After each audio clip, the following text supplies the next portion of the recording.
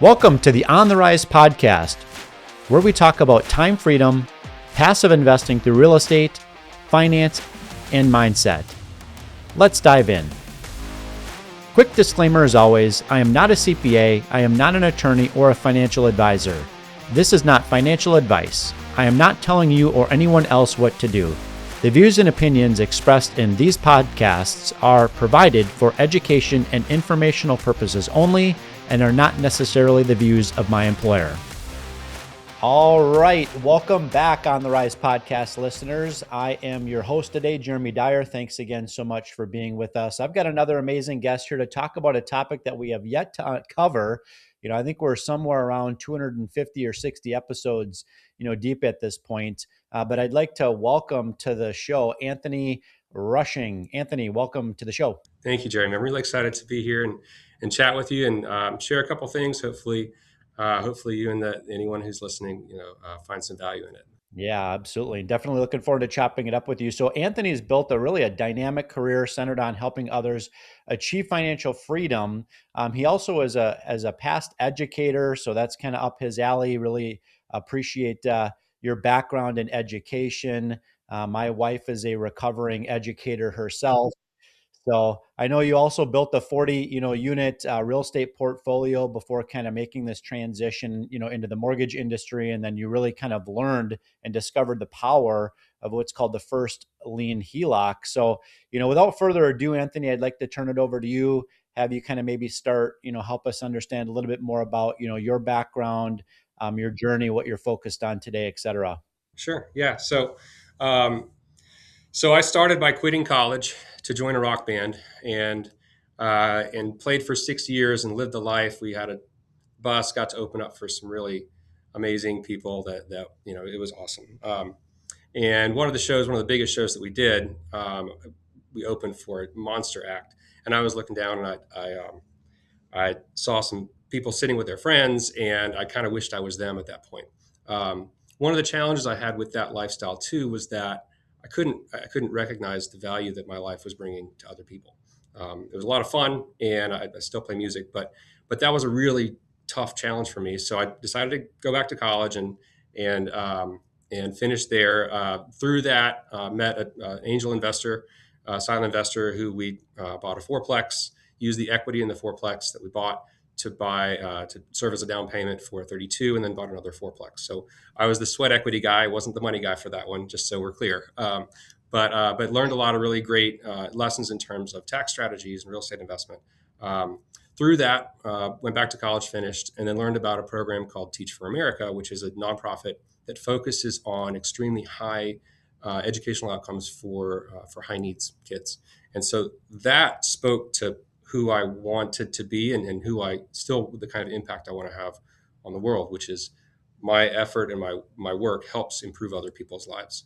And it's important to me that I can recognize that too. So that was I got a lot of satisfaction from that. Taught for 7 years, got my master's in education leadership. Then I had kids. I had twins, and we moved to Nashville, and the goals that I wanted for the family and the support I wanted to provide for them was just different than the path that the education direction was going to allow for. So I made a move into the mortgage business, which is the opposite of that. My best friend called and he said, "Hey, Anthony," he's in construction, commercial construction. He said, "Hey, Anthony, that satisfaction you get from helping people?" And I was like, "Yeah." And he said, "It's going to be really hard to see that in the private sector." And he was right. It was tough.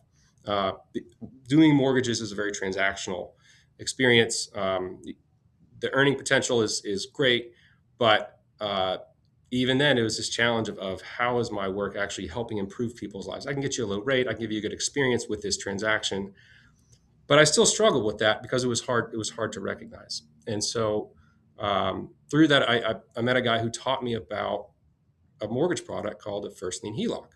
And he taught me how people use it and how people leverage this product to achieve goals that almost like a financial, it's like a financial tool or a financial vehicle that they use to accomplish different goals. One of those is to pay off their homes extremely quickly, aggressively pay off the debt in a way that's much faster than what's feasible with an amortized mortgage, and save tons of money in interest, but also use it to leverage as well for investments. So, and I was just blown away because here I am, I'm in the mortgage industry, and I'd never heard of this thing. I never heard of this strategy. Turns out everyone in Australia pretty much does it. It's really popular throughout, parts of Europe and South Africa, and people use it when it's the best option. And I was here I am. There's this product and strategy that people don't know about, which means I get to essentially teach people about this, right? And when it works for them, they implement it and they can help change the trajectory of their lives. So it was this amazing alignment of a lot of things from my history that led me here. And I love the work. And I love it because the numbers, we have to understand what it is and how it works, but the numbers prove whether it's a good idea or not. So I'm not in charge of selling it. I'm just in charge of teaching it. And then, so that's kind of how I ended up here. My role here, I do manage the sales team at the bank, and but we also are affiliated with a third party called firstlienheloc.com, which is an educational resource, a free educational resource to simply teach people about this who want to learn about it. Um, and so that's really our job. Our job is to advocate, educate, teach people about this, just because it's not very well known. So all in all, that's No, it's great. A great background there, and I really appreciate that. It's clear that you're a natural born, educator, and I love hearing about your past from going from, rock band to, building a 40 unit portfolio to the philanthropic work that you're doing, to learning about this, first, Lien HELOC, which I want to unpack that a little bit more. But before we do that, I want to speak specifically to that, individual that maybe is an educator. Maybe they're working, 9 months of the year.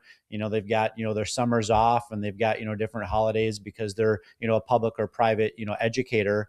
I'd like to maybe talk to that kind of group, or, maybe even the group that doesn't, fit that mold. How did you go from, owning no real estate really other than maybe the single family home that you live in, to owning a 40 unit portfolio while you were working, full time, while you had twins, right? Like, where did you find the bandwidth in during the course of the day to build, such a great, real estate business? I would love to say that I was the mastermind behind um, behind the building of this. Reality is, the band that I was in, one of the people that loved the band would hire us to come play at their shows. Uh, we became friends with them, and they wanted to get into real estate investment. And so we would talk with them. My best friend and I, he was in the band too, we talked with them about how our other friends had retirement plans and other things that were setting up stability for their families. And we were getting to the age where those were things that were becoming apparent and more important. And so I had got my real estate license, and he just approached us and said, "Hey, I want to, I want to, I want to get into real estate investment. So Anthony, you have your real estate license. Why don't you look for some, apartment complexes, and I'll buy it." So he sent me a check for $200,000 in the mail for me to buy this. So this isn't like an Anthony Rushing was an amazing person and had a, crazy amount of grit and was able to go find the money. Like this is not something that happens to real people, right? I mean, I was very, very, very like, It's a team sport. You had a network, you had the right, relationship. And yep, yep. So good point, man. Maybe I'm downplaying it, but I had a network, and I was around people that wanted to do this. And for whatever reason, um, he decided that he wanted to partner with us. And so basically, that was the path for us to do that and get there. It was a great experience. It allowed for me to, at the end of it, we did decide to sell because I was moving and couldn't manage anymore. Now, also, it was my first property, having experience doing that as well. My best friend and I did manage it together. Learned a lot of lessons, and that's a story for another podcast to learn. We learn from experiences that work, but also we learn from experiences that are challenging as well.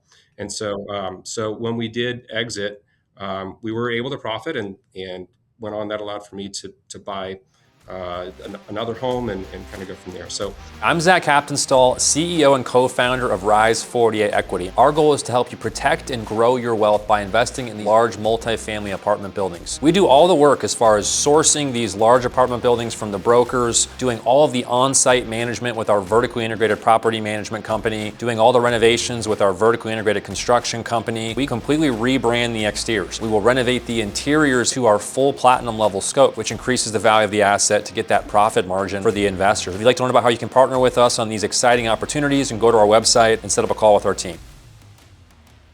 Oh, it's great that you found people, Anthony, that were really complimentary, of your skill set, and that's really kind of the name of the game, when it comes to real estate. Is you've got to find, the right partners to be on a team. It's a team sport. Things don't always go the way that you want them to go. There's times of adversity and headwinds, and it sounds to me like you guys have been able to navigate through that. So I'd like to maybe now pivot back the conversation, really back to what you kind of educate people on a daily basis now. I know that you're in the banking system, and most banks don't really teach customers about how to actually use debt to their advantage. So this is kind of my meatball. This is my layup for you. So I'd like for you to maybe kind of unpack, why that's the case, and really what is a strategy, that the average homeowner can potentially do to really pursue financial freedom on an accelerated basis. yeah, absolutely. Thank you. So my impression, my understanding is that um, we, as a community, as a society, there's one main type of loan that we use to purchase real estate. And I mean, you've got FHA, VA, conventional, but they're all rooted around this amortized schedule, which is a fixed payment, and your interest is based off the balance. And so you pay the interest, and then whatever's left over goes to principal. At the beginning of that schedule, the balance is really high, which means the interest portion of that payment is really high. So the amount toward principal is very small, which means that you don't start really paying the home down, right, with your principal payment um, until 10, 15 years through. Usually by that time, people have refinanced and started over again. So you get into this cycle of refinancing and starting over with the amortization schedule, which keeps you paying a lot of interest for a really, really long time. And I think what we've done here is we've just assumed and accepted the assumption that that's the only way to do it, and it's not. That's one way to do it, and it can be good for certain people. But there is another option, and that's what we focus on. We focus on helping people leverage their cash flow in a way that allows for them to pay down debt extremely quickly using a different kind of mortgage product that is available, and it's just not very well known. So it's called a first lien HELOC. It is an I think in terms of what the product is, we have to understand how it works before we understand how to use it. So, so a second lien HELOC opens a line of credit on top of your existing mortgage. Whenever people say HELOC, that's usually what they think of. And it's this line of credit that's open, and you can borrow against it. And people sometimes use it to buy an RV or pay for their kids' college or rehab their house, that kind of thing. In that traditional sense, they're borrowing against the equity in their home, correct? That's your traditional HELOC, but what you're speaking about here is something different. It's different than a second lien HELOC in that it doesn't open a line of credit on top of your existing mortgage. It sweeps in and pays off your mortgage completely. So it's a full refinance. It's a refinance into a loan that functions differently than an amortized mortgage. So it pays off your current mortgage. It replaces your mortgage with a one monster HELOC. And so what happens is you have this big line of credit that assumes the balance of your mortgage, and then the difference between the max line and your current balance is what you have available at that point in time, which you can use, or you can use it to pay down the balance really quickly as well, because the structure of this loan functions differently than an amortized mortgage. So Talk to us about that. Pretend like I'm a second grader. I don't know if you taught elementary or I did. I taught third grade math, which is actually great for this, because third and fourth grade, because this is no more complicated than third and fourth grade math. So I'm a third grade student sitting in your class. Explain to me, how is it that this first line HELOC is going to help me accelerate the pay down on my mortgage balance so that I can retire early, sit on the beach and drink Mai Tais for the rest of my life? So I want to be clear, this does not work for everybody. Just like any strategy, it's not a one size fits all for every single person, right? I want to be clear with that because that can be misinterpreted if I don't name that on the front end. Um, so, so because it follows different rules in an amortized mortgage, we have to understand those rules first. And so there are two main ways that it's different. One has to do with money flow, and the other one has to do with interest calculation. So money flow, um, money can flow in and out freely, which means everything you put toward your balance here, you can take back out. With an amortized mortgage, everything you put toward the balance gets locked away. And so it's stuck there, right? So that allows for you to treat this a little bit differently. Another way that it's different is that it calculates interest using the average balance of the month. So with your amortized mortgage, it looks at the previous month's end balance on that day. It uses that balance against your rate to calculate the payment. A first lien HELOC uses the average balance of the month. So what it does, it looks at all the individual days balances throughout the month and takes the average of all those days. So if we want to create the lowest payment, we need to create the lowest average, which means we then need to create the most number of days with the lowest balance possible. That results in the lowest average, therefore the lowest payment. So if we keep that in mind, I want to create the lowest balance for the most days. I don't want to wait 5 days to get my money in. I want to get the money in now, right? And I don't want to put some of the money in to create kind of a low balance today. I want to create the lowest balance possible today. So that understanding just naturally leads into the first part of what people do to optimize this loan, which is drive in all the income. You use it like a checking account. You deposit all the money toward the balance, which drives down the balance as much as possible. You're controlling the balance. And then you pull from it to pay your bills. There's no money anywhere else for you to pull from. So you pull from this to pay your bills, which increases your balance. So if we think about 1 month cycle, you deposit all the money in the HELOC, and then you use it to pay your bills, which increases the balance. So it's essentially a subtraction problem with your income and an addition problem with your expenses. So here's the thing with that.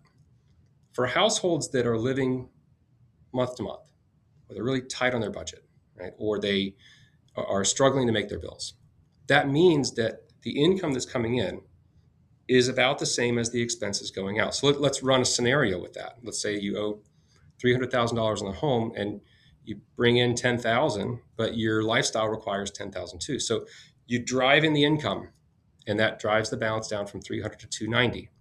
Well, the lifestyle requires 10,000. So we're going to take 10,000 out from that, which brings the balance right back to 300, right? Down by 10, up by 10, down by 10, up by 10. You're creating a lower average balance during that time, but you're not paying the house down because there's no surplus, right? The surplus is what pays the house down every month. The surplus is the pay down every month. So with no surplus, the house doesn't get paid down. This doesn't work for households that are tight on their budget. Very clear with that.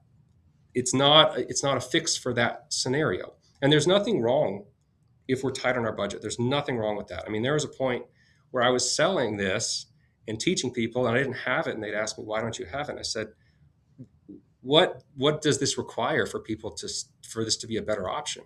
And they said, well, you have to make more money than you spend. You have to be disciplined with your finances. And I said, well, guess what? I've got 3 kids and they're all in daycare right now. And I'm spending $3,500 and that's going out. Like I'm calling my parents to borrow money. I shouldn't have this for the same reason that you should, right? The people I'm talking on the phone with, because you do cash flow and I don't. So it's not a one size fits all. It's just going to work. It works when there's surplus. So different scenario, let's say same $300,000, but we have a household that has a surplus that makes more than they spend. Let's say they bring in 10,000 and they spend 7. So in that scenario, drive in 10,000 drives the balance down from 300 to 290, but then their lifestyle only requires 7,000, so they take 7 out. Well, that increases the balance by $3,000. It's by 7,000 to 297. So they still have 3,000 in their HELOC at the end of that month.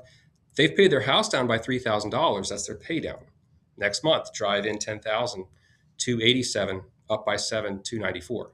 They've paid down the house by $6,000. If we build that out at $3,000 pay down per month consistently on a $300,000 balance, that's a 100-month payoff. That's an 8.3-year payoff.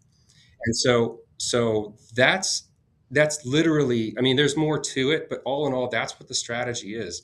Income goes in and expenses go out. Yeah, no, it makes sense. It's really powerful, and I'm thankful that you kind of broke it down, the way that you did. For those that know me personally, they know that I'm in commercial multifamily, real estate, really on the active side. I raise, equity, into the projects that we're looking to acquire. And one of the reasons why, that workforce housing demographic that we predominantly cater to, that's your B class renter in your B class neighborhood. The reason why that population is so strong and continues to grow today is because the average age of a first time home buyer, as of the time of this podcast airing, is 41 years of age. So the truth is that a majority of the population does not have, the down payment, necessary to buy a single family home, and or they don't meet the debt to income ratio required in order to be able to purchase a single family home. So my question for you, Anthony, is does your strategy here with this first lien HELOC option, does it help allow people to be able to, have single family home ownership earlier than they would if they went maybe more of a traditional, 30-year fixed rate mortgage? That's a great question. It can be an amazing tool to help people get started with their single family investment journey, their real estate investment journey. Um, the easiest scenario, which I'll start with, is if someone is sitting in a good equity position on their home. So if the home is worth 500,000, I can go to 90% loan to value. So that would be a line amount of 450. If we're in a good equity position, let's just say we owe 250 on the house. So you owe 250, but the max line is 450. At that point, you'd have access to $200,000 immediately for you to leverage and borrow. Once you get qualified for it, you have immediate access to that money. We built it through a checking account, so you even access it through a wire or through a check or a debit card. And so the way that it's built makes it easy to access the money. That's the simplest form of it. Another way is if people are not sitting in a great equity position and you have a surplus every month, you can use this to pay down the balance extremely quickly. But keep in mind, everything that you put into this, you can also access later on. So let's say same $450,000 line amount, but if that household currently owes 425, they'd have access to $25,000 in equity. I would argue, in my mind, I label that as my emergency fund. I would not touch that 25 ever. I don't. I have a first lien HELOC. I've got a certain amount that I never touch. I never use to leverage because that serves as my emergency fund. Well, let's just say we aggressively pay it down by $50,000 a year. These are the kind of results that we do see when it works. So 2 years go by, and now you have access to $100,000 that, if you want to, you can leverage to start your investment journey. And so it's funny because the initial hook, we'll call it, is pay off your home in 5 to 7 years. But we don't adhere to the fact that people have to use this to pay off their houses. It's really more of a financial journey where it's like, wait a minute, I understand how this vehicle works. Even when people start with the become debt-free path, what happens is they develop and they start to realize, wait a minute, I have $100,000 that I can borrow at 7.5%.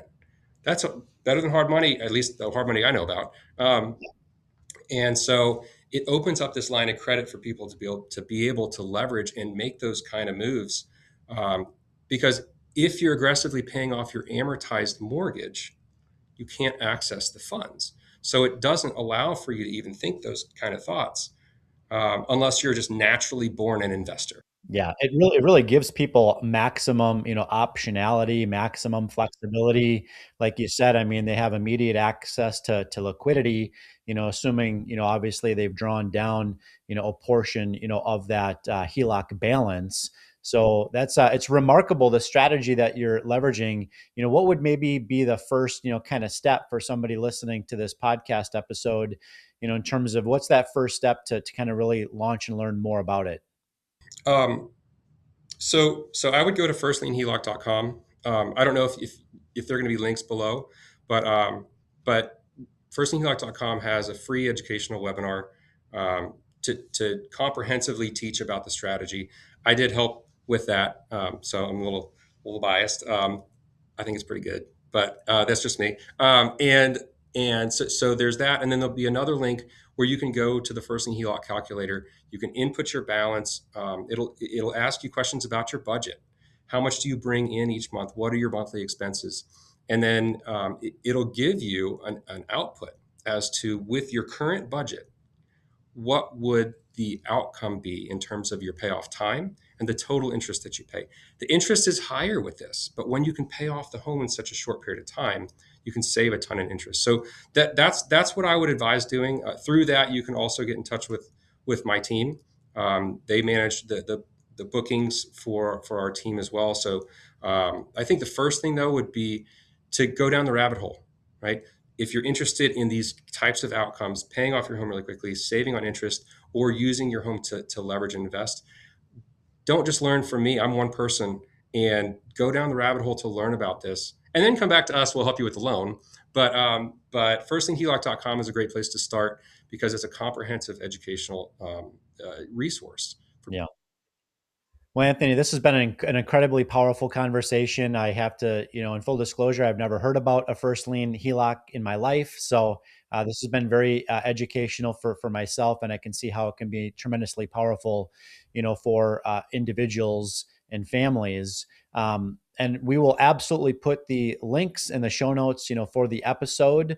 And I just want to tell you, thank you, Anthony, for joining the show today. Really appreciate the value that you've brought us. Absolutely. Thank you so much. I hopefully it's helpful. Of course. And listening audience, thank you again for jumping into yet another episode of the On the Rise podcast. We look forward to having you join us on the next episode. Thank you for hanging out with us today and for listening to the On the Rise podcast. This show is for entertainment purposes only. Nothing said on this show should be considered financial advice. Before making any financial decisions, please consult with a professional. This show is copyrighted by the On the Rise podcast. Written permissions must be granted before syndication or rebroadcasting.